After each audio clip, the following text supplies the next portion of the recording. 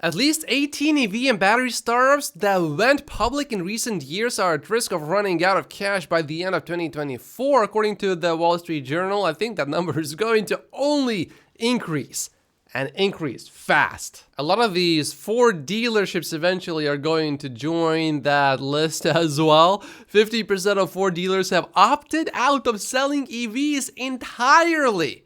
In 2024, they have chosen to stick with selling hybrid and internal combustion engine vehicles only in 2024. But bad news for Tesla's competitors do not just stop here. Toyota recalls over 25,000 BZ3 EVs in China due to inaccurate remaining battery estimates. Now, at first I thought this is just a software update, and maybe they still need to take them to a dealership, but it's just a software update, right? Well, some of these vehicles also present not just incorrect estimates of remaining battery capacity, but also they lose power completely without warning, which I guess is so Toyota-like because eventually, that also, if Toyota doesn't change things immediately, fast, drastically, their company's fate will also be very similar. The bankruptcy will happen without warning. Now, Toyota has a lot of resources, so they could still turn things around if they really wanted to, but the direction that they are going in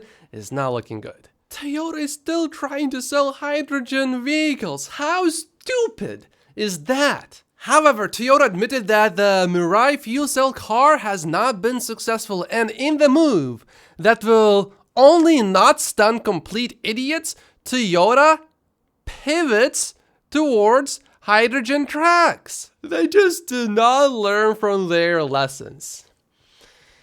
Wow.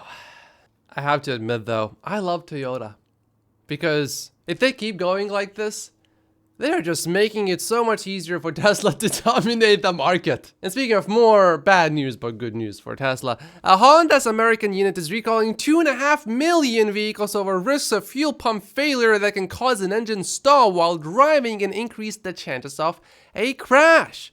And Sawyer even pointed out that this is a physical recall. I feel bad. We need to say that now. Then when there's a recall, this is a physical recall. We have some pretty good news here, but it's a bit hidden and it's difficult to spot, so let me help you out. Here you can see BEV share in Europe, January to November. For example, Norway grew its market share of BEVs by 6%. Not high, but it's already very high.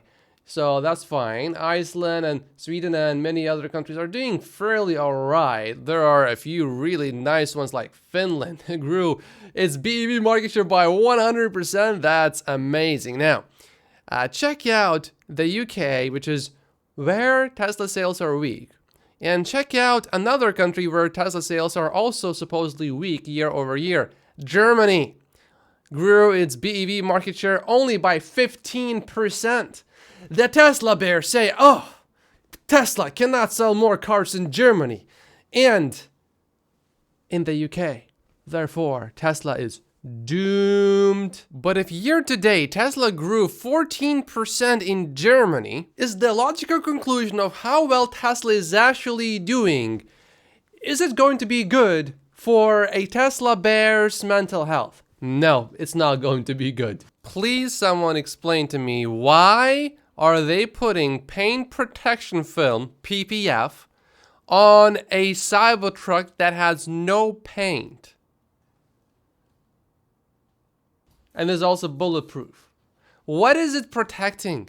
The only thing that I can personally think of is fingerprints, but I haven't been allowed to touch a Cybertruck, so I don't really know how bad the fingerprint issue will be, but I think we will soon find out whether this is completely pointless, or maybe if you don't like fingerprints, maybe this is a good idea. On the other hand, I can certainly understand why someone would want to wrap a Cybertruck in this matte black color. For example, one reason to do so is your name is Matt. It certainly looks pretty interesting. I would keep mine though, probably without anything added to it. I like it raw. No color for me. Did you know that Tesla sells a lot more standard range Model 3s in the US than long range Model 3s? Model 3 standard range sales in the US increased over time because that's what Tesla can produce, because they do not have enough 2170 cells to produce more long range versions. In the past, Tesla was focused more on range, which is the most important criteria for EV buyers still to this day. However, one big upside of owning a standard range Model 3 is that the battery can be charged to 100% every single day. So do you actually in practice end up having less range over time for your daily use?